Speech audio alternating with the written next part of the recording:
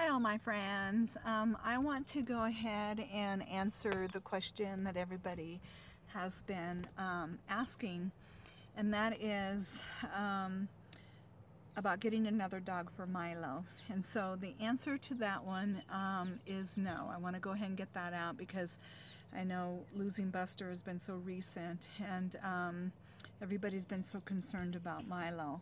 But yeah, no, it's not possible because Milo is dog aggressive, and he's always had a big dog attitude in his little tiny, body, which a lot of little dogs are like that.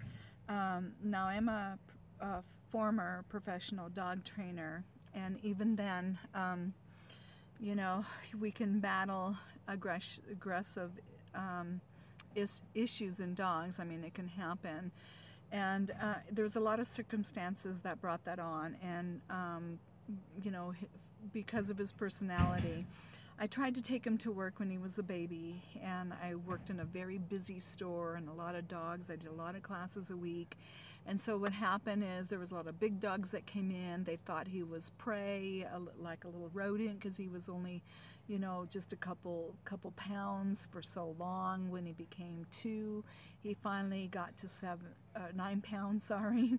But as soon as I saw that there was going to be an issue, and I would be holding him, and big dogs would try to jump up and like, what is that in your arms? And he started snarling, and I thought, oh boy, So I started to be a lot more careful about him, not to put him in those situations.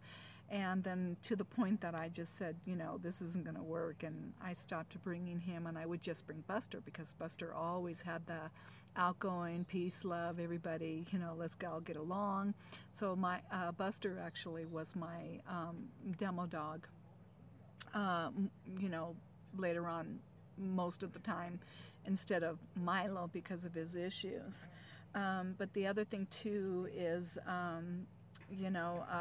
through time, I because of my physical disabilities, in the last couple of years of my job life, there, I guess you could call it that, my spine started to degenerate more quickly in the last couple of years that I worked there, because of the stress of it was a very physical job, a lot of demand, a lot of hours. So I started getting the disc degeneration. On top of, I had the delt tether cord syndrome for 20 years. I started to not be able to stay, be on my feet when I got out of work. My pain level was higher, my leg weakness was off the charts, so I had to use scooters to do any kind of shopping after work. The weekends were awful, with my energy, battling my energy level and everything, and pain. And so basically I couldn't take the dogs out for walks anymore. I couldn't take them out to do hardly anything unless it was like a holiday or weekend or vacation. So they started to stay a little bit more at the house. But I had a big backyard, so they could run and play and chase squirrels, and it was a huge backyard. So I had a pretty good lot. But unfortunately then, Milo's socialization started to go down because I couldn't get him out. But anyways, when I did lose my job and I started to get him out, I could see I had a problem with other dogs.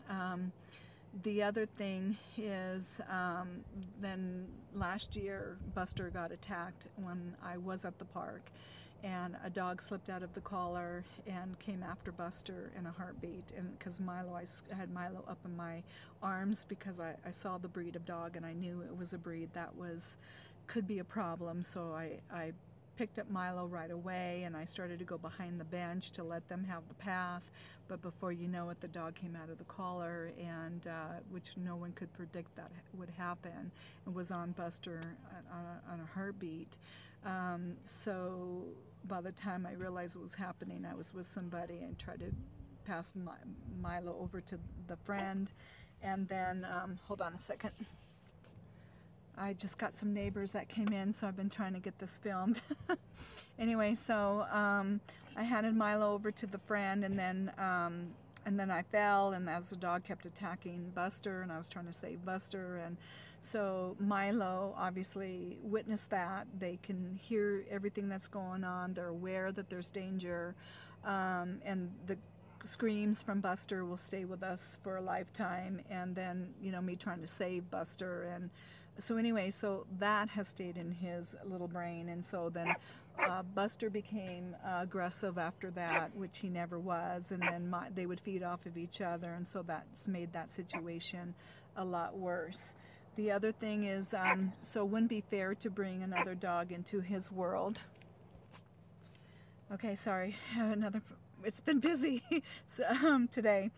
So anyhow, it wouldn't be fair to bring a dog into his world because of the van size. And I mean, I have brought dogs into my dog's world knowing a dog was aggressive. I did that with my shepherds, and they worked it out, and I got you know, a puppy when I had my older shepherd, and she eventually did take on to the puppy, and of course he grew up, and then they became the best of pals. As I mentioned with him and Millie, you know, eventually Milo did or if I didn't, I don't think I mentioned it, because I've had to do this clip a couple of times because it got so busy. But when I got Milo, I had another Griff, Millie, and then so Millie was the top dog, and then eventually Milo won the position of being the top dog over Millie. But Millie at first didn't want anything to do with Milo. I mean, she did not like him. That's why Milo bonded more with Buster from the get-go, because Buster had such a sweet, I love everybody personality. So, but eventually Milo became the top dog, and Millie did submit to Milo. But it was, you know, took several months to get to that point. But I had a lot of space to work with, and an area, a big house, a big yard. You know, I don't have that. So as a trainer, knowing the space that I have in here and what I have to work with would not be doable and fair for Milo or bringing another dog in. So that is not going to happen. It wouldn't be realistic at this time. Okay, but anyways, but we'll get through it, you know, one day at a time, is that, you know, saying, and you know, he's okay in his environment here and in the van and wherever we go. So his eating is getting better each time, and so with time, I truly believe that I'll get him through this, and we'll be okay.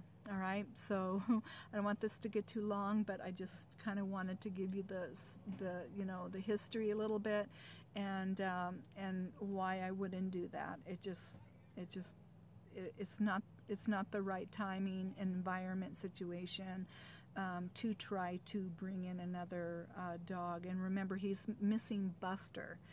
Another dog is not going to replace Buster. It's not Buster. So we always have to remember that.